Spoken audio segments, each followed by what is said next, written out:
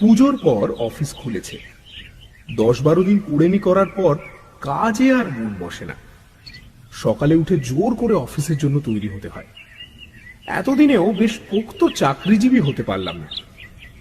আমার বিশ্বাস মানুষের জীবনটা প্রধানত অবকাশ যাপনের জন্য, তবে অবসর সময় একটা চাকরি করলে ক্ষতি নেই। কিন্তু বর্তমান পৃথিবীর দাবি এত বেশি যে চাকরি প্রধান হয়ে উঠেছে, অবকাশটা গৌণ। অথচ মানব সভ্যতার শ্রেষ্ঠ অবদান যা, যেমন সাহিত্য, শিল্প, ভাস্কর্য, সবই তো অবকাশের ফসল। একমাত্র বার্নে পেটেন্ট অফিসে কাজ করতে করতে আইনস্টাইনের আপেক্ষিকতাবাদের আবিষ্কার ছাড়া চাকরি করে আর কে কবে অমর হয়েছে। ছুটির পর বাড়ি ফিরে চা খেতে খেতে এইসব উচ্চ মার্গের চিন্তা করছিলাম। ক্রমে যখন ধারণা হয়ে এসেছে যে চাকরি না করলে আমিও জগতে অমর কীর্তি রেখে যেতে পারি, ঠিক সেই সময় বাইরে থেকে কিশোরীর হাঁক শোনা গেল। বেরিয়ে বললাম, কি হে, ব্যাপার কি? এই যে ফিরেছো দেখছি। আজ আর তাসের আড্ডায় যেতে ইচ্ছে করছে না, চলো তারানাথকে বিজয়ার প্রণামটা করে আসি। শার্টটা গায়ে চাপিয়ে কিশোরীর সঙ্গে বেরিয়ে পড়লাম। তারানাথ রাবড়ি খেতে ভালোবাসে, কিন্তু সম্প্রতি তার যা আর্থিক অবস্থা তাতে রাবড়ি খাওয়া চলে না। কিশোরী আর আমি টাকা দিয়ে রাবড়ি কিনে নিলাম। আমাদের দেখে তারানাথের মুখ উজ্জ্বল হয়ে উঠল। বলল, বউ আর ছেলে পিলেরা ছাড়া এই তোমরাই যা বিজয় করতে এলে এবার। এত যে জানাশোনা লোক ছিল, তারা গেল কোথায় বলো দেখি? রাবড়ি পেয়ে তারানাথ খুব খুশি। ও, এ তো প্রায় শেরখানেক হবেই। হ্যাঁ, অনেকদিন পর পেট ভরে রাবড়ি খাবো। আরে বসো তোমরা, চা বলে আসি। চা এলো, সঙ্গে নারকেল লাড়ু আর বাড়িতে ভাজা কুচো নিমকি। খাওয়ার পর কিশোরী পকেট থেকে অবশ্যম্ভাবী সিগারেটের প্যাকেটটি বার করল। সিগারেট ধরিয়ে তারানাথ চোখ বুজে মজ করে টান দিচ্ছে, এমন সময় কিশোরী বলল, তারানাথ, আজ বছরকার দিনটা একটা গল্প না শুনেই ফিরে যাব। তারানাথ চোখ মেলে হেসে বলল, তোমরা দুটিতে যখন এসেছো, গল্প না শুনে ফিরবে না জানি। তা কি রকম গল্প চাই? আজ আমাদের কোনো বায়না নেই, আপনি যা বলবেন।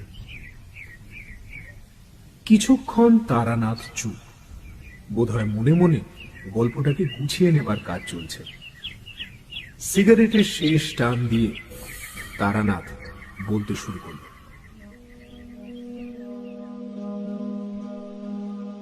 বীরভূমের একটা রেল স্টেশনের প্ল্যাটফর্মে বসে আছি। লুপ লাইনের অখ্যাত গেঁয়ো স্টেশন। সাহেবগঞ্জ লোকাল ধরে হাওড়া আসবো, তা সে ট্রেন শুনলাম 1.5 ঘন্টা লেট। কোথাও একটা খাবারের দোকানও নেই যে 1 কাপ চা খাবো। একটা বিড়ি ধরিয়ে পাইচারি করছি, দেখি প্ল্যাটফর্মের একেবারে শেষ প্রান্তে একটা ইটের পাঁজার ওপর একজন বিশাল চেহারা লোক চুপ করে বসে আছে। পোশাক খুবই সাধারণ, খাটো ধুতির ওপর একটা ফতুয়া গোছের জামা, আর পায়ে বহু পুরনো একজোড়া চটি। মাথায় অযত্ন লালিত ঝাঁকড়া চুল, কিন্তু লোকটার ওই সোজা বসবার ভঙ্গিতে আর চোখের দৃষ্টিতে এক আশ্চর্য ব্যক্তিত্বের ছাপ রয়েছে। বারবার তাকিয়ে তাকিয়ে দেখতে হয়। আমাকে অনেকক্ষণ একা কাটাতে হবে, কাজে আলাপ জমাবার উদ্দেশ্যে ইটের পাঁজার এক পাশে বসে পড়ে জিজ্ঞাসা করলাম, সাহেবগঞ্জ লোকাল ধরবেন বুঝি? আমার দিকে না তাকিয়ে এই লোকটা বলল, হ্যাঁ। তো সে ট্রেন তো শুনলাম 1.5 ঘন্টা দেরিতে আসছে। হ্যাঁ। দুবার এরকম একাক্ষরী উত্তর দেবার পর লোকটি এবার আমার দিকে তাকালো। বেশ বুদ্ধিদীপ্ত চোখে আমার আপাদ মস্তক দেখে নিয়ে বলল, গুরুর দর্শন লাভ ঘটেছে। হেসে বললাম, কি করে বুঝলেন? লোকটিও সামান্য হেসে বলল, হাত গুনতে হয় না, তোমার গেরুয়া আর রুদ্রাক্ষের মালা দেখেই বলা যায় যে তুমি কোন পথের পথিক। আর গুরুর ব্যাপারটা? গুরুর কৃপা না পেলে চোখে জ্যোতি ফোটে না। তোমার চোখে সেই জ্যোতি রয়েছে। তুমি বলছি বলে আবার রাগ করছো না তো? তুমি আমার চেয়ে অনেকটাই ছোট। সবিনয়ে বললাম, না না, আমাকে তুমিই বলবেন। আমার বয়স কত বলে মনে হয়? ভালো করে তাকিয়ে দেখে বললাম, বছর 50 হবে নাকি? আমার 72 চলছে, সামনে চৈত্রে 73 হবে। অবাক হয়ে বললাম, বলেন কি? যা, তা কি করে হতে পারে? আপনার তো একটা চুলও পাকেনি দেখছি। পাকবেও না, যেদিন যাবার হবে এইভাবেই চলে যাব। আমি উঠে তার পায়ের ধুলো নিয়ে বললাম, আপনি নিশ্চয়ই সিদ্ধ পুরুষ। অনেক ভাগ্যে আপনার দেখা পেলাম। আমাকে আশীর্বাদ করবেন। লোকটি সজ্জন। আমি পায়ে হাত দিতে সংকুচিত হয়ে বললেন, আরে আরে, পায়ে হাত দিচ্ছ কেন?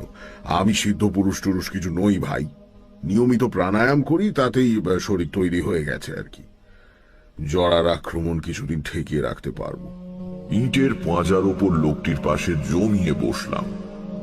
একটু একটু করে আলাপ হয়ে গেল।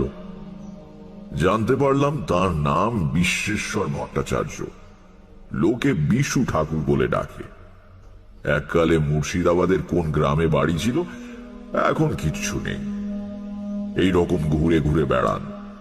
কোথাও কোনো বটতলায় বা মন্দিরে আশ্রয় নেন। সাধু সন্তের প্রতি গ্রামের মানুষের আকর্ষণ চিরকালের। তারা দেখতে এসে কলা মূলো যা দেয় তাতেই একটা পেট চলে যায়। জিজ্ঞাসা করলাম, তো এখন যাচ্ছেন কোথায়? উনি একটু চুপ করে থেকে বললেন, বেশি দূর নয়, এই কয়েকটা স্টেশন পরেই আমার এক গুরু ভাইয়ের বাড়ি। একসঙ্গে দীক্ষা নিয়ে দুজনে কিছুদিন সাধনা করেছিলাম। পরে সে অবশ্য বিয়ে থা করে সংসারী হয়। ধানের ব্যবসা করে কিছু টাকাও করেছিল। সেটাই তার কাল হলো শেষ অব্দি। নড়ে বসে বললাম, কিরকম? বিশু ঠাকুর বললেন, আমার সেই বন্ধু, মানে রাম ঘোষাল, দিন 10-12 আগে খুন হয়েছে। সে কি? খুন? কেন? রামের কিছু টাকা পয়সা হয়েছিল, এ খবর অনেকেই জানতো। নিজের বসত বাড়ি থেকে একটু দূরে বাঁশ ঝাড়ের পেছনে রাম একখানা ঘর তুলেছিল। সেখানে রাত্রিরে গিয়ে সাধন ভজন করবার চেষ্টা করত। গৃহী হয়েও এই অভ্যেসটা ছাড়তে পারেনি। এই ঘরেরই মাটির মেঝেতে টাকা পুঁতে রেখেছিল রাম। তাকে মেরে মাটি খুঁড়ে সবকিছু নিয়ে চলে গেছে। কে করলো এই কাজ? বিশু ঠাকুর বললেন, জানি না, তবে যে করেছে তাকে শাস্তি পেতেই হবে। যে কাঠায় মাপ, সে কাঠায় শোধ, বুঝলে? ঠাকুরের গলার স্বরে একটু অবাক হলাম। এ শুধু প্রিয় বন্ধুর অক্ষম হাহাকার নয়, এ কথার পেছনে দৃঢ় প্রত্যয় লুকিয়ে রয়েছে। কিন্তু অজ্ঞাত হত্যাকারীর বিরুদ্ধে বিশু ঠাকুর কি বা করতে পারেন তা বুঝলাম না।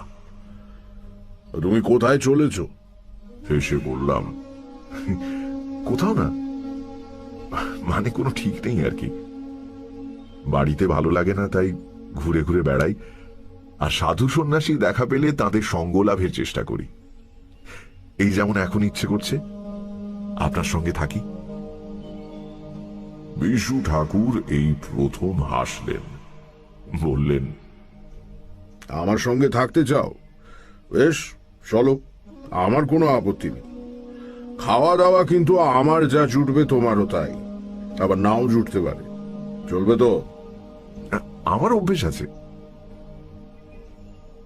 আমার সংক্ষিপ্ত উত্তরে বিশু ঠাকুর একবার আমার মুখের দিকে তাকিয়ে দেখলেন, তারপর বললেন, বেশ, চলো তাহলে। অখ্যাততর একটি স্টেশনে নেমে মাইল 6 হেঁটে ভোর সন্ধেবেলা রামরাম ঘোষালের গ্রামে পৌঁছানো গেল। বিশু ঠাকুর আগে দু একবার এ গ্রামে এসেছেন। তিনি হনহন করে হেঁটে গ্রামের একেবারে শেষ প্রান্তে একটা বড় 8 চালা বাড়ির সামনে দাঁড়ালেন।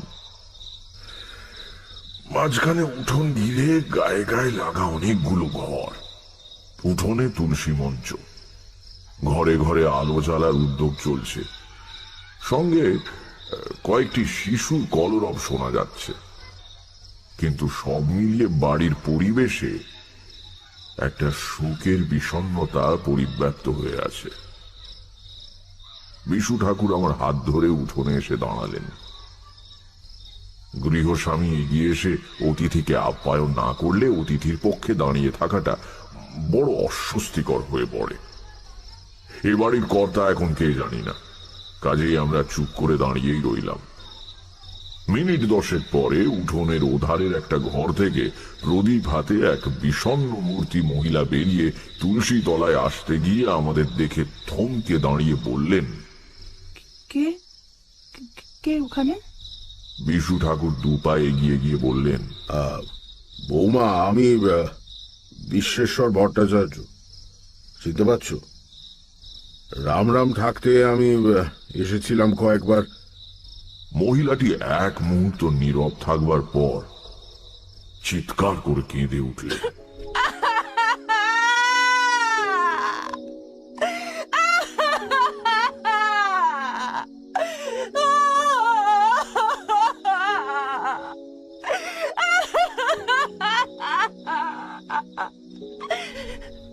তার কান্নার শব্দে চারদিকের ঘর থেকে এতক্ষণে অনেকে বেরিয়ে এলো। বেশ কিছুক্ষণ একটা মিশ্র কোলাহল চলবার পর আমরা দাওয়ায় বসবার আসন পেলাম। 1 ঘন্টা পরে বিশু ঠাকুর এসেছেন শুনে গ্রামের অনেকে জড়ো হয়েছে রামরাম ঘোষালের বাড়ি।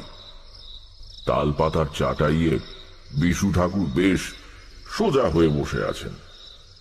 রামরামের ছোট ভাই শিবরাম চোখে জল নিয়ে হাত জোড় করে ধরা গলায় বলছে, ঠাকুরমশাই, কে কাজ করেছে জানি না, কিন্তু যেই করুক সে খুব ভুল করেছে।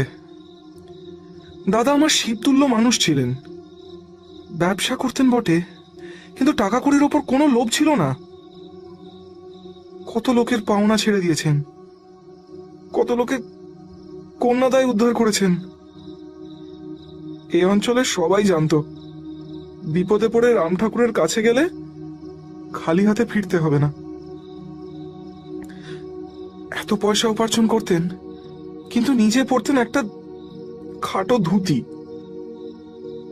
সারাদিনের শেষে খেতেন 1 মুঠো আতপ চাল সেদ্ধ। আমার বিশ্বাস হত্যাকারী চাইলে দাদা টাকা পয়সা সব বের করে দিতেন, খুন করবার দরকার হতো না। সবই ভাগ্য, সবই ভাগ্য। বিশু ঠাকুর জিজ্ঞেস করলেন, ও, পুলিশ কি বলছে? শিবরাম উত্তর দেবার আগেই ভিড়ের মধ্যে থেকে একজন কে বলে উঠল, পুলিশ বরাবর যা বলে, খুনের পরদিন সকালে খবর দেওয়া হয়েছে, পুলিশ এসেছে বিকেলে। কি ঝামেলা ভাবুন তো। আমার দারোগা বলে দিয়েছিল পুলিশ পৌঁছানোর আগে যেন মৃতদেহ সৎকার করা হয়। সেই দেহ নিয়ে পরদিন রাত 12টা অব্দি সবাই বসে। এদিকে পুলিশের কি হম্বিতম্বি, পারলে গ্রাম শুদ্ধ লোককে ফাঁসি কাটে তুলে দেয়, তারপর পুলিশও চলে গেল, সবকিছু মিটে গেল। খুনে আর কোথায় ধরা পড়েছে? বিশু ঠাকুর বিষণ্ণতা মাখানো গলায় বললেন, ঠিকই, পুলিশের অপদার্থতা আর কারোর জানতে বাকি নেই। খুনিকে তারা ধরতে পারবে বলে আমার বিশ্বাসও হয় না। রাম রাম এমন বেঘরে মারা যাবে স্বপ্নেও ভাবিনি। না, এ খুনের কিনারা কিছু হবে না। আমি একটু অবাক হয়ে বিশু ঠাকুরের মুখের দিকে তাকালাম। এই আজই কয়েক ঘন্টা আগে উনি জোর দিয়ে বলেছেন খুনিরা শাস্তি পাবেই, আবার এখন বলছেন হত্যার কিনারা হবে না। ব্যাপারটা কি? কিন্তু বিশু ঠাকুর সত্যিই যেন কেমন হতাশ আর হালছড়া ভঙ্গিতে বসে রয়েছেন, আর চোখে মুখে শোকের ছায়া। আসলে আসলে বন্ধুর মৃত্যুতে বুড়ো মানুষ হয়তো রেগে গিয়ে ওসব কথা তখন বলেছিলেন। সত্যিই তো, কি করে আর এখন ধরা যাবে হত্যাকারীকে? ইতিমধ্যে একজন দীর্ঘ দেহ শ্যামবর্ণ লোক ভিড়ের থেকে একটু আলাদা হয়ে দাওয়ার এক প্রান্তে বসে সবার কথা শুনছিল। গ্রাম্য মানুষদের থেকে তার ব্যক্তিত্বকে কিছুটা আলাদা করে বোঝা যায়। অন্য সবাই বেশিরভাগই খালি গায়ে এসেছে, কেবল এই লোকটির গায়ে হাফ হাতা নীল শার্ট। এসব শহুরে ধাঁচ লোকটা পেল কোথায় এই ভাবছি, এমন সময় লোকটা বলে উঠল, খুনের কিনারা হবে না বলছেন? ভাবলেও খারাপ লাগে। রামজাঠার মতো লোক খুনের শাস্তি না হলে তার আত্মা শান্তি পাবে না। কিছুই কি করার নেই? সে কথার উত্তর না দিয়ে বিশু ঠাকুর লোকটির দিকে তাকিয়ে প্রশ্ন করলেন, তুমি কে? লোকটি যেন একটু থতমত খেয়ে বলল, আগে আমি হরিপদ। রামরামের ভাইপো? আগে না, ওকে ছোটবেলা থেকেই জ্যাঠামশাই বলে ডাকি। উনি আমার বাবার বন্ধু ছিলেন। গতবার এসে তো তোমাকে দেখেছি বলে মনে হয় না। হরিপদ বলল, ঠিকই, আমি মাঝে প্রায় 15 বছর গ্রামে ছিলাম না, বাইরে চাকরি করতাম। সম্প্রতি গ্রামে ফিরে এসেছি। চাকরি ছাড়লে কেন? বিশু ঠাকুরের জেরায় লোকটি স্পষ্টত বেশ অস্বস্তি বোধ করছে। সে বলল, শরীরটা ভালো যাচ্ছে না, চাকরির ধকলটা পোষালো না।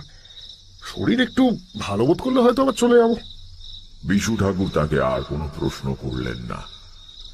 উপস্থিত ব্যক্তিদের মধ্যে একটু মাতব্বর মতো শ্রীদাম ঘোষ, তিনি বলে উঠলেন, ঠাকুর, যখন এসেছেন এদের বাড়িতে একটু সস্তয়ন করে দিয়ে যান। আসলে অপঘাতটা হলো তো, বাড়িটা একটু ঠান্ডা হবে ক্ষণ। সে হবে, কর্তব্য করব বলেই তো এসেছি। আবার ঠাকুরের দিকে তাকিয়ে দেখলাম, ভারী অদ্ভুত মানুষ তো। সেই সেই দৃঢ় প্রত্যয়ের সুর ফিরে এসেছে গলায়। কর্তব্য, কি কর্তব্যের কথা উনি বলছেন?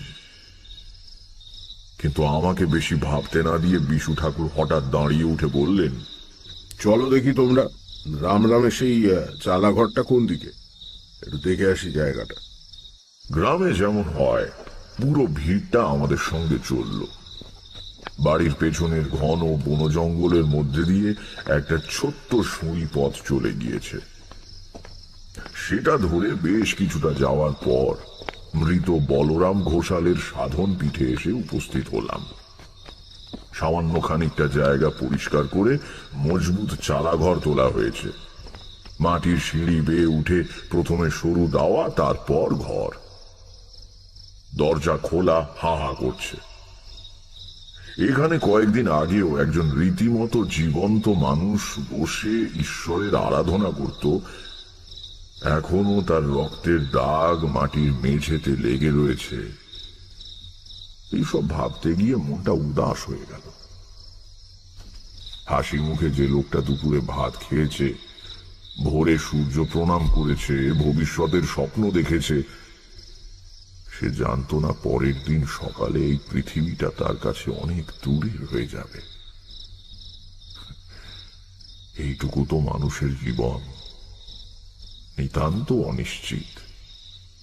এরই মধ্যে কত ঈর্ষা, কত বিদ্বেষ, পার্থিব ভোগ্যবস্তু অধিকার করে রাখার প্রাণপণ প্রচেষ্টা,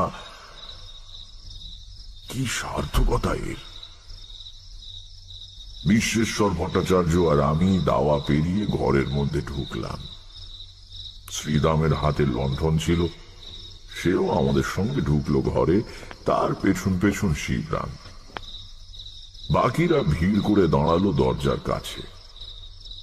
গ্রামে এমনিতে জীবন নিস্তরঙ্গ, কাজেই সামান্য কিছু ঘটলেও খবর রটে বিদ্যুতের গতিতে।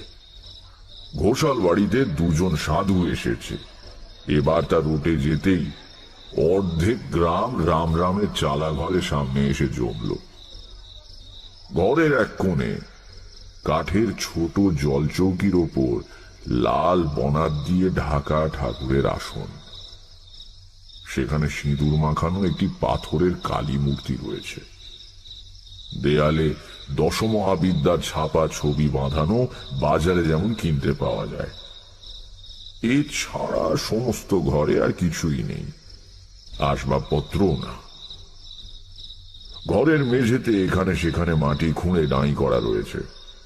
হত্যাকারী বেশ মাথা ঠান্ডা লোক বলতে হবে। একজনকে খুন করে তার মৃতদেহের পাশে বসে মাটি খুঁড়ে লুকোনো টাকা বের করতে হলে স্নায়ুর ওপর রীতিমতো কর্তৃত্ব থাকা প্রয়োজন। একবারে যে খুঁজে পায়নি তা বোঝাই যাচ্ছে, কারণ মেঝের বিভিন্ন অংশ খোঁড়া হয়েছে। ঠাকুরের আসনের সামনে মাটির মেঝেতে কালো ছোপ লেগে রক্ত শুকিয়ে কালো দেখাচ্ছে। অর্থাৎ গভীর রাত্রিরে রাম ঘোষাল যখন দরজার দিকে পেছন ফিরে সাধনায় রত ছিলেন, তখন আততায়ী পেছন থেকে তাকে আঘাত করে। মাটিতে লেগে থাকা রক্তের দাগের দিকে তাকিয়ে বিশু ঠাকুরের চোখ জলে ভরে এলো। ধরা গলায় তিনি বললেন, রাম, তুই আমাদের চেয়ে অনেক বড় ছিলি। আমি তো সংসার ছেড়ে বিভাগী হয়ে বেড়াই। তুই গৃহী হয়েও সাধনা ছাড়িসনি। অনেক অনেক মহৎ ছিলি তুই। তারপর কেমন একটা দৃষ্টিতে ঘরের অন্ধকার একটা কোণের দিকে তাকিয়ে ফিস করে বললেন,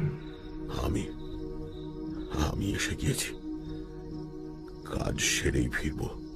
তুই ভাবিস না।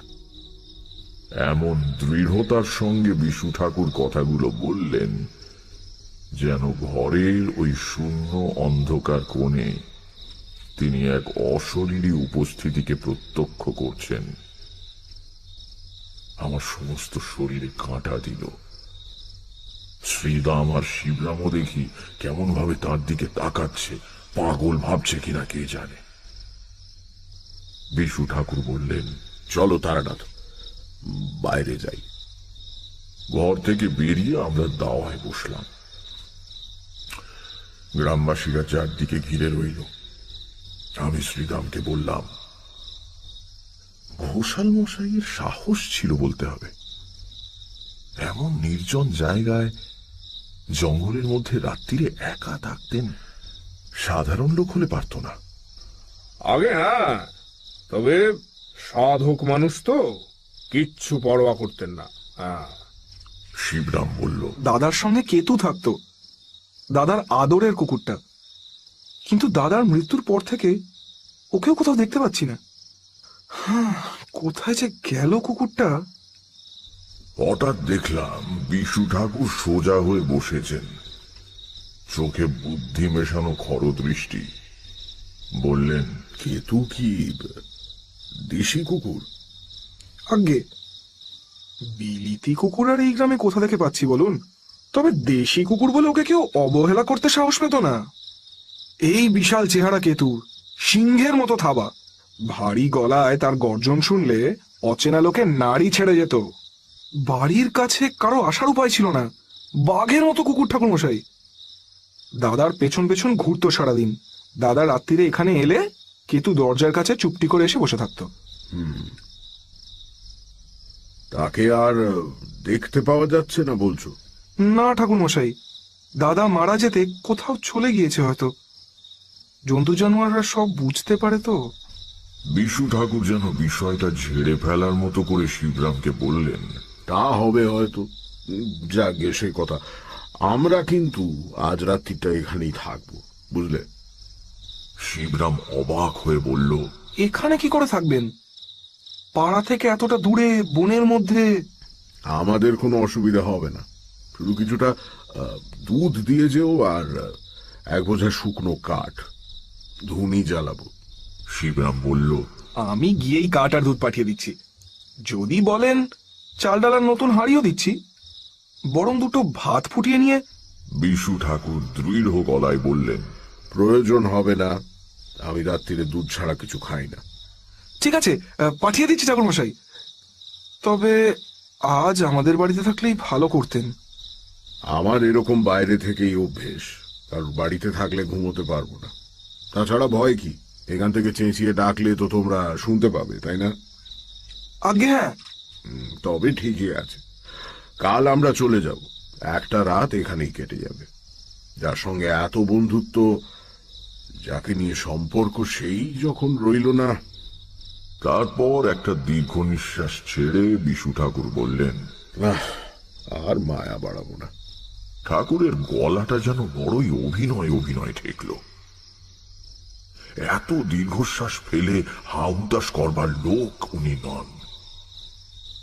কি ব্যাপার বুঝতে না পেরে আমি চুপ করে রইলাম।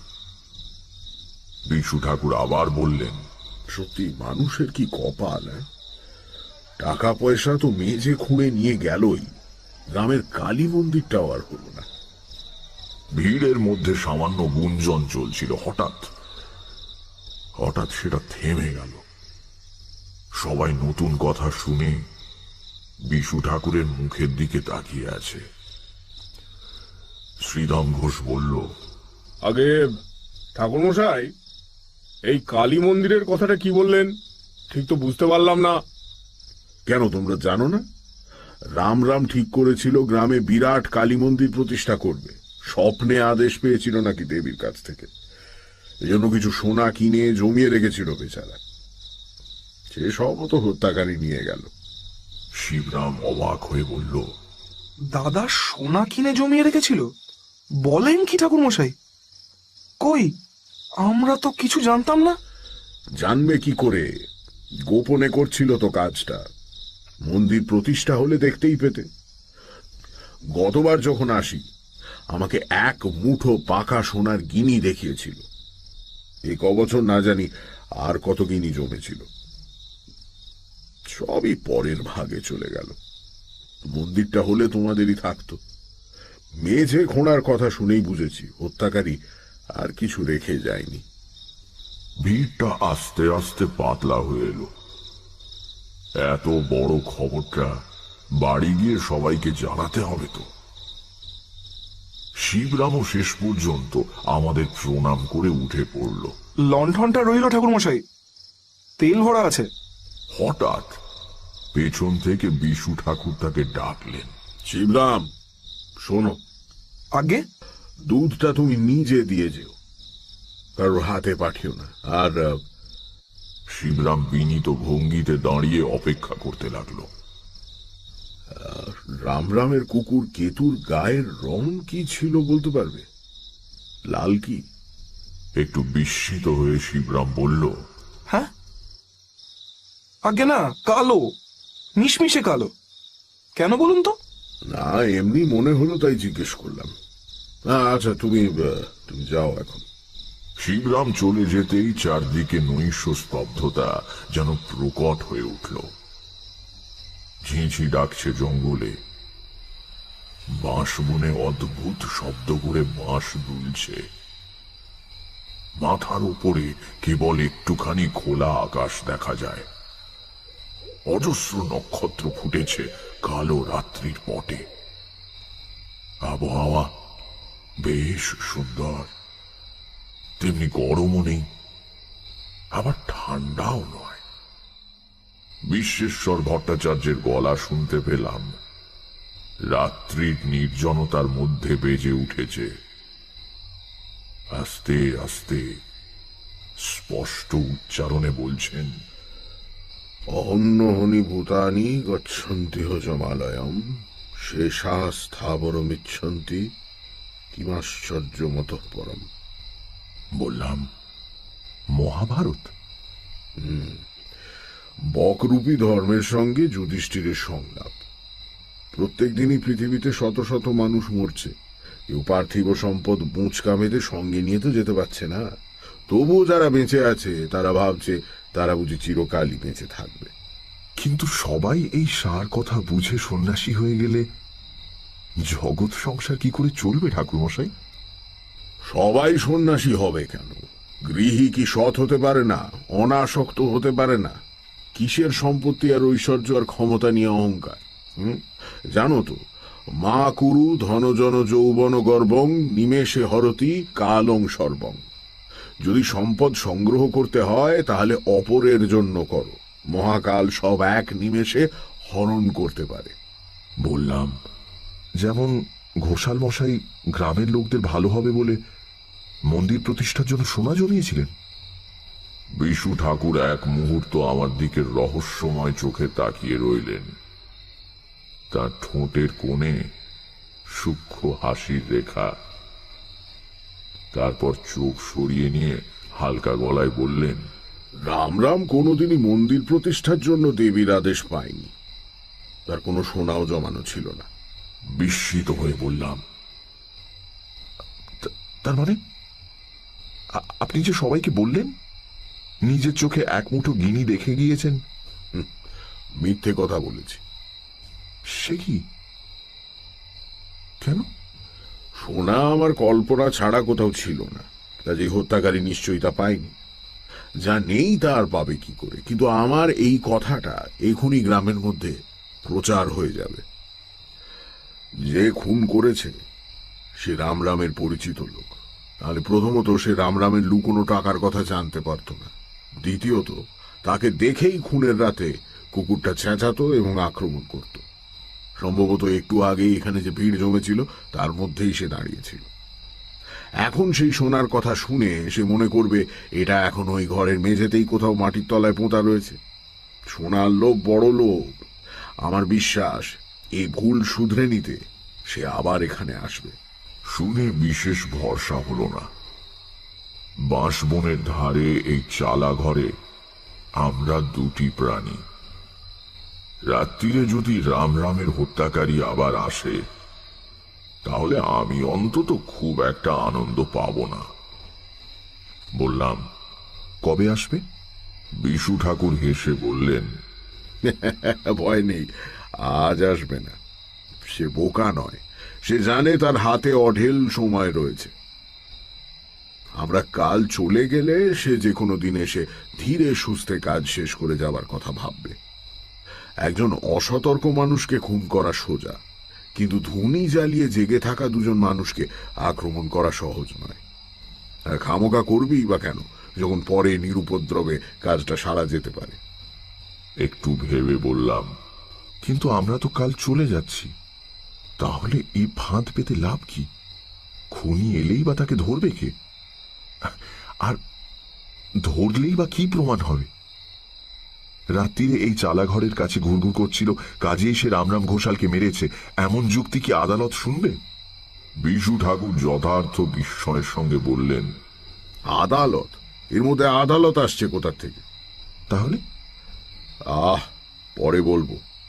তুমি তো আমার সঙ্গে আছো, দেখতেই তো পাবে। চুপ করে বসে আছি,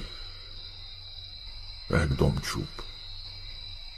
ওদিকে সময় গড়িয়ে যাচ্ছে। বিশু ঠাকুর আপন মনে গুনগুন করে একটা শ্যামা সঙ্গীত গাইছেন। মায়ের পায়ের জবা হয়ে উঠল ফুটে।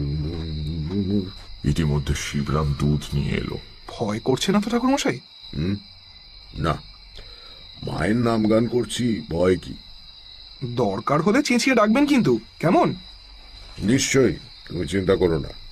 শিবরাম চলে গেলে ঠাকুর মশাই আমার দিকে তাকিয়ে বললেন, শিবরামকে নিজে এসে দুধ দিয়ে যেতে বলেছিলাম কেন জানো? কেন?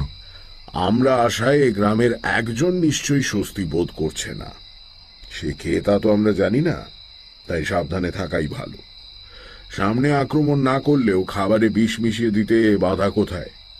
দুধটা শিবরামের নিজের গরু, নিশ্চিন্তে খেতে পারো। খাবো? খাও।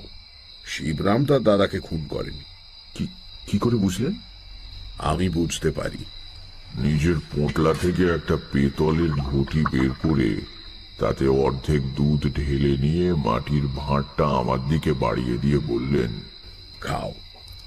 ঘটিতে একটা চুমুক দিয়ে বিশু ঠাকুর বললেন, যে অন্যায় করে মনে তার সব সময়ই ভয় থাকে, এই বুঝি ধরা পড়লাম।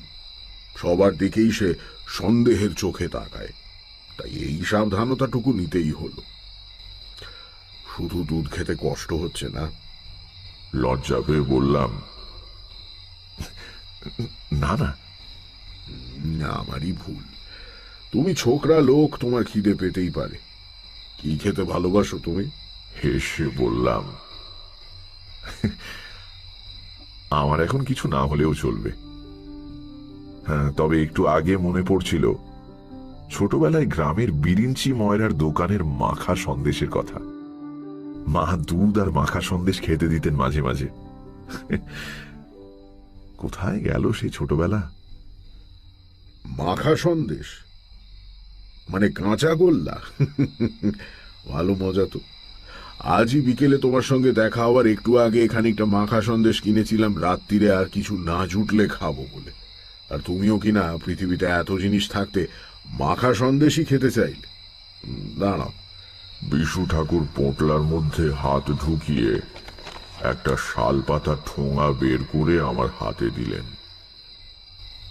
ঠোঙার ভেতরে অনেকখানি কাঁচা গোল্লা। ঠাকুরের দিকে তাকিয়ে বললাম, এটা আপনি বিকেলে কিনেছেন? মানে আমার সঙ্গে দেখা হবার আগে? হ্যাঁ, কেন? এই সন্দেশ তো এখনো গরম রয়েছে। একটু থতমত খেয়ে বিশু ঠাকুর বললেন, মোচকার ভেতর ছিল তো, তাই গরম রয়ে গিয়েছে আর কি। আপত্তি জানিয়ে বললাম, না না, তাই কখনো হতে পারে নাকি? হতে পারে নিশ্চয়ই, নইলে হলো কি করে? নাও নাও, আর কথা না বাড়িয়ে খেয়ে ফেলো দেখি, তারপর তুমি ঘুমো, আমি জেগে থাকবো। শুয়ে শুয়ে অনেক রাত্রির অবধি দেখলাম বাঁশবনের মাথা দুলছে তারা ভরা আকাশের পটভূমিকায়। ঘুম আসার আগে একবার জিজ্ঞাসা করলাম, আচ্ছা কেতুর কি হলো বলুন দেখি? গম্ভীর গলায় বিশু ঠাকুর উত্তর দিলেন, কেতুকে হত্যাকারী মেরে ফেলেছে, সম্ভবত বিষ মেশানো খাবার দিয়ে। চেনা লোক বলে কেতু চেঁচামেচি করেনি, হাত থেকে খাবারও নিয়েছে। কিন্তু রামরামকে আঘাত করতে দেখলেই সে আক্রমণ করত, কাজেই তাকে আগে সরানো একান্ত দরকার ছিল। দেহটা কোথায় গেল তাহলে? খুব সম্ভবত শেয়াল নিয়ে গেছে। এসব অঞ্চলে সাবধানে দরজা দিয়ে না শুলে অনেক সময় ছোটখাটো শিশুকেও বিছানা থেকে শেয়াল টেনে নিয়ে যায়। আবার শুয়ে আকাশের দিকে তাকিয়ে আছি। ঘুম আসে না, ঘুম আসে না। হঠাৎ আরেকটা প্রশ্ন মাথায় আসতে জিজ্ঞাসা করলাম, আচ্ছা আপনি কেতুর গায়ের রঙের কথা জিজ্ঞেস করলেন কেন? এটা আমি কিন্তু বুঝতে পারিনি। চোটে গিয়ে বিশু ঠাকুর বললেন, বেশ করেছি, জিজ্ঞেস করেছি। কেবল প্রশ্ন করে। ঘুমও না কেন বাপু? কোন ব্যাপারটাই বা এই অবধি তুমি বুঝতে পেরেছ? ঠাকুরকে আর না ঘাঁটিয়ে বিনা বাক্য ব্যয় পাশ ফিরে শুয়ে কিছুক্ষণ বাদে ঘুমিয়ে পড়লাম। সারা রাত স্বপ্ন দেখলাম কেতু ল্যাজ নাড়তে নাড়তে বিশু ঠাকুরের হাত থেকে মাখা সন্দেশ খাচ্ছে। পরের দিন সকালে আমরা শিবরামের কাছে বিদায় নিয়ে চলে এলাম। সে আমাদের কয়েকটা দিন তার বাড়িতে আতিথ্য গ্রহণের জন্য খুব অনুরোধ করেছিল, কিন্তু বিশু ঠাকুর রাজি হলেন না। তার নাকি কাজে আজই শিউরি অনা হতে হবে, থাকার কোনো উপায় নেই, পরে বরঞ্চ কখনো, ইত্যাদি ইত্যাদি। শিবরাম, শ্রীরাম ঘোষ ইত্যাদি অনেকেই গ্রামের সীমানা পর্যন্ত আমাদের এগিয়ে দিয়ে গেল। স্টেশনের কাছে একটা নির্জন জায়গায় এসে বিশু ঠাকুর দাঁড়িয়ে পড়লেন। তারপর আমার দিকে তাকিয়ে বললেন, তারানাথ, এখন আমি যা বলছি খুব মনোযোগ দিয়ে শোনো। আমরা শিউরি যাচ্ছি না, আমরা যেখানেই থাকবো আজকের দিনটা। তারপর রাত্রিরে আবার গ্রামে ফিরে যাব। অবাক হয়ে বললাম, তার মানে? মানে এই যে আমরা চলে গিয়েছি মনে করে রামরামের খুনি আজ রাত্রিরেই আমাদের পেতে আসা ফাঁদে পা দেবে। অত সোনা মাটির তলায় পড়ে আছে জেনে সে শান্তিতে ঘুমোতে পারবে না। মানুষের চরিত্র যতদূর বুঝেছি তাতে আমার দৃঢ় বিশ্বাস আর দেরি না করে আজ রাতেই সে আসবে। তাকে ধরতে গেলে ওই চালা ঘরের পাশে জঙ্গলে আমাদের লুকিয়ে বসে থাকতে হবে। কিন্তু এই কাজ কি আমাদের দুজনের দ্বারা সম্ভব? খুনির হাতে তো অস্ত্র থাকতে পারে। তাছাড়া আগে যা বলেছিলাম, কাউকে ধরলেও সেই যে খুন করেছে তা প্রমাণ করা যাবে না। ধরবার সময় দু একজন সাক্ষীও তো থাকা ভালো। সব ব্যবস্থা হয়েছে। আমরা রওনা হওয়ার আগে বাড়ির মেয়েরা প্রণাম করতে চায় বলে শিবরাম আমাকে অন্দরমহলে নিয়ে গেল না, তখনই শিবরামকে আমি সমস্ত কথা খুলে বলেছি। শিবরাম, তার দুই জোয়ান ছেলে আর বাড়ির কয়েকজন কৃষক আজ রাত্রিরে না ঘুমিয়ে তৈরি হয়ে বসে থাকবে। আমাদের ডাক শুনলেই তারা দৌড়ে চালা ঘরে এসে হাজির হবে। আপাতত দিনের বেলাটা আমরা স্টেশনেই কোথাও ঘাপটি মেরে কাটিয়ে দিই। এসো। এরকম একটা খুন ও খুনির ব্যাপারে আমার জড়িয়ে পড়তে ইচ্ছে করছিল না মোটেও। আবার ঘটনার শেষটা দেখার জন্য নিদারুণ কৌতূহলও ছিল। ফলে থেকেই গেলাম। ভালো সিদ্ধান্তই নিয়েছিলাম, কারণ এর ফলে জীবনের এক অন্যতম আশ্চর্য অভিজ্ঞতা আমার সেদিন লাভ হয়েছিল। প্ল্যাটফর্মের শেষ প্রান্তে কয়েক বস্তা পাটের পেছনে বসে আমাদের দিনটা কেটে গেল। সন্ধে নামতে বিশু ঠাকুর উঠে গিয়ে স্টেশনের বাইরের মুদিখানা থেকে কিছু চিড়ে আর গুড় কিনে এনে আমাকে দিলেন। নাও, তোমার আর রামরামের বাড়ি হয়ে যাবার কোনো দরকার নেই, গ্রামের লোকে দেখে ফেলবে। একেবারে সোজা ওই চালা ঘরের পূব দিকে আশাওড়া ঝোপের পেছনে বসে থাক। ভয় নেই, আমি সময় মতো পৌঁছে যাব। সে কি, আপনি আমার সঙ্গে যাবেন না? না, দুজনে একসঙ্গে গেলেই লোকের নজরে পড়বার সম্ভাবনা। তুমি সোজা পথে গ্রামে ঢুকো না, গ্রাম ছাড়িয়ে চলে গিয়ে পেছনের আম বাগান দিয়ে চালা ঘরের কাছে যেও। তারপর আমার মুখের দিকে তাকিয়ে বললেন, তুমি ভয় পাচ্ছ নাকি? শোনো, বিশ্বেশ্বর ভট্টাচার্য যাকে বলেছে ভয় নেই, তার সত্যিই কোনো ভয় নেই। যাও। লোকটার জাদুকরী ব্যক্তিত্ব আছে। এত সবের পরেও আমি একলা যেতে রাজি হয়ে গেলাম। অন্ধকারে অচেনা পথে 6 মাইল হাঁটতে সময় লাগে। রামরাম ঘোষালের চালা ঘরের পূব দিকে আশ শেওড়ার ঘন ঝোপের পেছনে যখন গুছিয়ে বসলাম, ততক্ষণে বেশ রাত হয়েছে। অন্তত পল্লীগ্রামে একেই রাত বলে। দূরে কোথাও সংকীর্তন হচ্ছিল, ক্রমে সেটাও বন্ধ হয়ে গেল।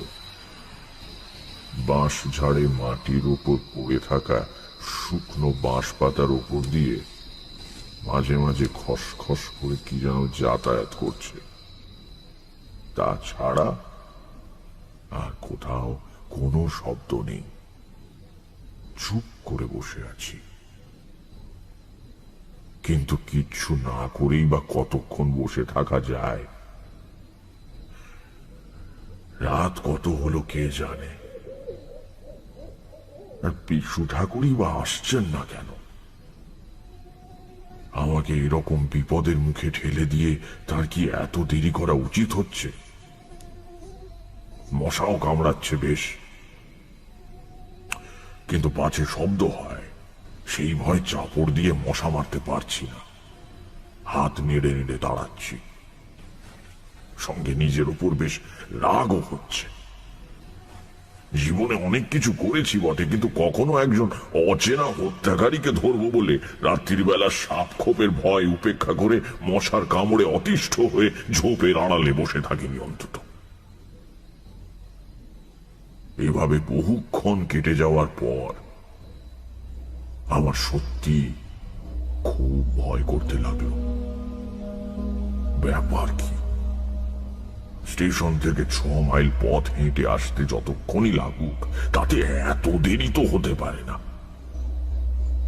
বিশু ঠাকুরের কি হলো?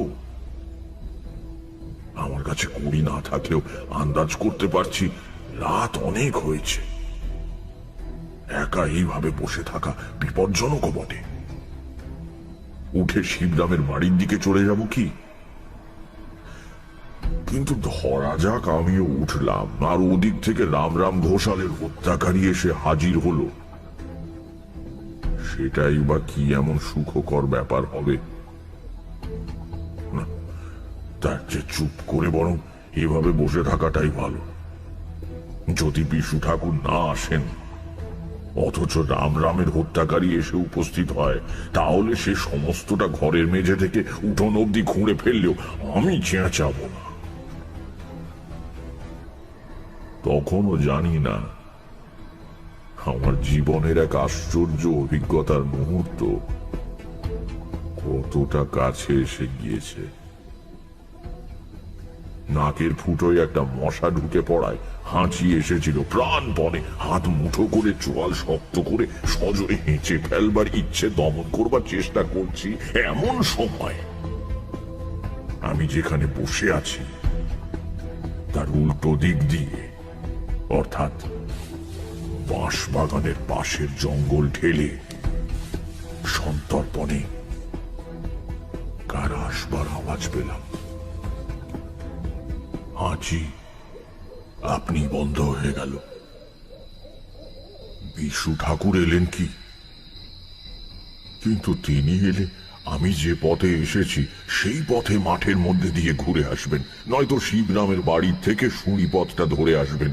কিন্তু ও রাস্তায় নয়, ওটা তো গ্রামের ভেতর থেকে আসবার রাস্তা। রামরাম ঘোষালের চালা ঘরটা অন্ধকারের স্তূপের মতো দাঁড়িয়ে রয়েছে। জঙ্গল ভেদ করে তার পাশে ফুটে উঠল একটা ছায়া মূর্তি, বেশ লম্বা মতো, হাতে সম্ভবত একখানা শাবল। লোকটা সন্দিগ্ধ ভাবে এদিক ওদিক তাকাচ্ছে। আমি যেভাবে যেখানে বসে আছি তাতে আমাকে দেখতে পাওয়া সম্ভব নয়, কিন্তু প্রচন্ড ঝুঁকির কাজে প্রবৃত্ত হলে মানুষের স্নায়ু এক ধরনের বিশেষ সংবেদনশীলতা লাভ করে। তাই দিয়ে লোকটা হয়তো অনুভব করেছে আজ রাতে এই জায়গা তার পক্ষে নিরাপদ নয়। ততক্ষণে আমি কিন্তু লোকটাকে চিনে ফেলেছি। হরিপদ। কি নৃশংসতা মানুষ টাকার লোভে করতে পারে! বাবার বন্ধুকে হত্যা করতে তার হাত কাঁপেনি, আবার আজ এসেছে সোনার লোভে। হরিপদর মনোবল বোধহয় ভেঙে পড়ল। ইতস্তত করে সে ফিরে যাওয়ার উদ্যোগ করছে। আমার চুপ করে দেখে যাওয়া ছাড়া অন্য কোনো গতি নেই। এমন সময় আমার বাঁদিকে খুব কাছে ঝোপের মধ্যে একটা আওয়াজ শুনে চমকে তাকিয়ে অবাক হয়ে গেলাম। বুকের মধ্যে বিস্ময়ে আর আতঙ্কে ঢেউ খেলে উঠল। কখন যেন আমার ঠিক গা ঘেঁষে এসে দাঁড়িয়েছে একটা বাঘের মতো মিশমিশে কালো কুকুর। তার প্রগাঢ় নিঃশ্বাসের শব্দ স্পষ্ট শুনতে পাচ্ছি। এক দৃষ্টে সে ঝোপের ফাঁক দিয়ে হরিপদের দিকে তাকিয়ে রয়েছে। হরিপদও বোধহয় কিছু শুনতে পেয়েছিল। সে ফিরে দাঁড়িয়েছে। তার সমস্ত শরীর শক্ত, শাবলটাও শক্ত করে ধরে আছে। একটা গম্ভীর গর্জন করে কুকুরটা লাফিয়ে গিয়ে হরিপদর সামনে খোলা উঠোনে পড়ল। একবার সেদিকে তাকিয়ে মহা আতঙ্কে তীব্র আর্তনাদ করে উঠল হরিপদ। আমি আমার রক্ত জমানো ভয়ের আর্তনাদ আর কখনো শুনিনি। সঙ্গে সঙ্গে হরিপদ হাতের শাবলটা সজোরে ছুঁড়ে দিল কুকুরটার দিকে। ভারী লোহার শাবল ডান পায়ের থাবায় এসে লাগতেই কুকুরটা আর একবার তীব্র গর্জন করে হরিপদের উপর লাফিয়ে পড়ল। সড়িপথের দিকে কাদের গলার আওয়াজ শোনা যাচ্ছে। বেশ অনেকগুলো মানুষের কণ্ঠ। এতক্ষণে কি এলেন বিশু ঠাকুর? আমি ততক্ষণে উত্তেজনায় আড়াল ছেড়ে বেরিয়ে এসেছি। কেন যেন বুঝতে পেরে গিয়েছি হরিপদকে আর ভয় করবার কোনো কারণ নেই। শিবরামের গলা শোনা যাচ্ছে। ভয় নেই ঠাকুর মশাই, এই যে আমরা এসে গেছি সবাই। এদিকে উঠোনে মাটিতে পড়ে দু হাত দিয়ে আত্মরক্ষার ব্যর্থ চেষ্টা করছে হরিপদ। কি এক অপার্থিব আতঙ্ক দেখে যেন তার নিজের পেশির ওপর সব কর্তৃত্ব চলে গিয়েছে। তার বুকের ওপর শরীরের ঊর্ধ্বাংশ চাপিয়ে দিয়ে গলায় দাঁত বসাবার সুযোগ খুঁজছে কুকুরটা। ডান থাবা দিয়ে ঝরঝর করে রক্ত পড়ছে, সেদিকে তার কোনো ভ্রুক্ষেপ নেই। আমার পাশে লোকজন নিয়ে পৌঁছে গিয়েছে শিবরাম। গ্রামের আরো লোকজন ছুটে আসছে, তাদেরও গলার শব্দ শুনতে পাচ্ছি। কুকুরটার দিকে একবার তাকিয়েই শিবরাম চিৎকার করে উঠল, কেতু, তুই তুই কোথা থেকে এলি? কেতু ততক্ষণে হরিপদর টুটি কামড়ে ধরেছে। হরিপদর দুহাত অবশ হয়ে এলিয়ে পড়েছে দুদিকে। কেবল পা দুটো পর্যায়ক্রমে মৃত্যু বিক্ষেপের সামনে পিছনে নড়ে অদৃশ্য কি একটা বস্তু যেন ঠেলে দূর করে দেবার চেষ্টা করছে। শ্রীরাম ঘোষ সহ গ্রামের আরো অনেকে এসে পড়ে বিস্ফারিত চোখে উঠোনের ভয়াবহ দৃশ্যের দিকে তাকিয়ে আছে। শিবরাম বলল, কিন্তু লোকটাকে হরিপদ না? বললাম,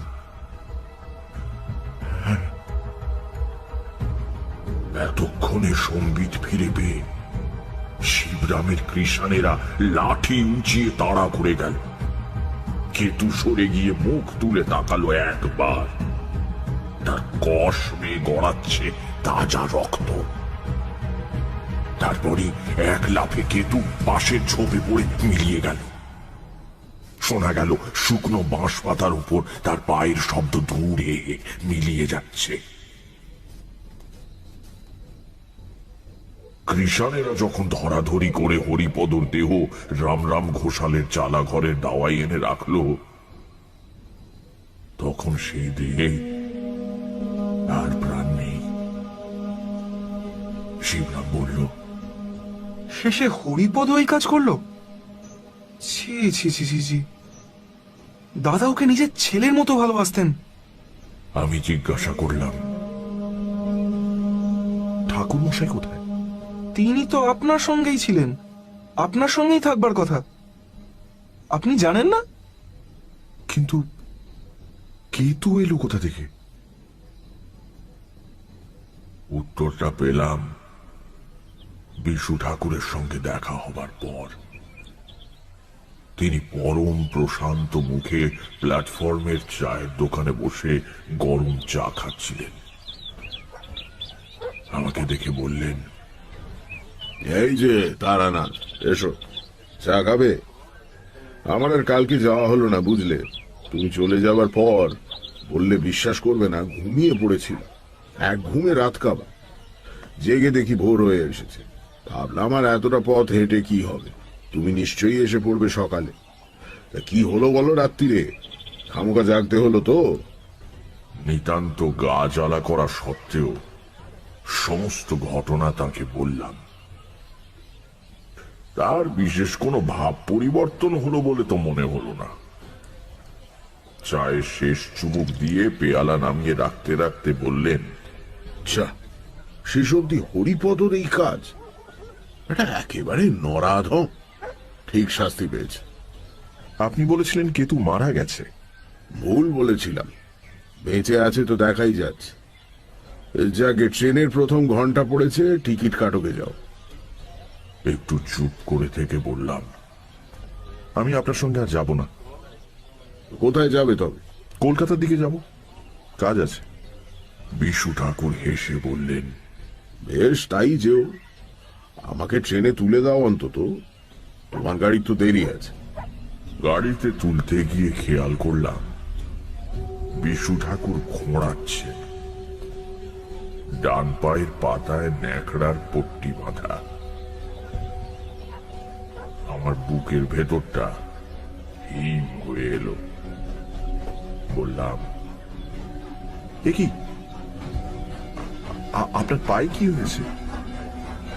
কাল বিকেলেও তো দেখিনি। বিশু ঠাকুর বললেন, ও কিছু না, প্ল্যাটফর্মের বেড়া পার হতে গিয়ে কাঁটা তারে লেগে কেটে গিয়েছে। আমি এক দৃষ্টে বিশু ঠাকুরের ডান পায়ের পট্টির দিকে তাকিয়ে আছি। হরিপদর সেই আর্তনাদ, শাবল ছুঁড়ে মারা, কেতুর ডান পায়ের রক্তের ধারা। তবে কি ট্রেন ছেড়ে দিল। জানলা দিয়ে মুখ বাড়িয়ে বিশু ঠাকুর হাসি হাসি মুখে আমার দিকে তাকিয়ে আছেন। সেই শেষ, আর কখনো তাকে দেখিনি।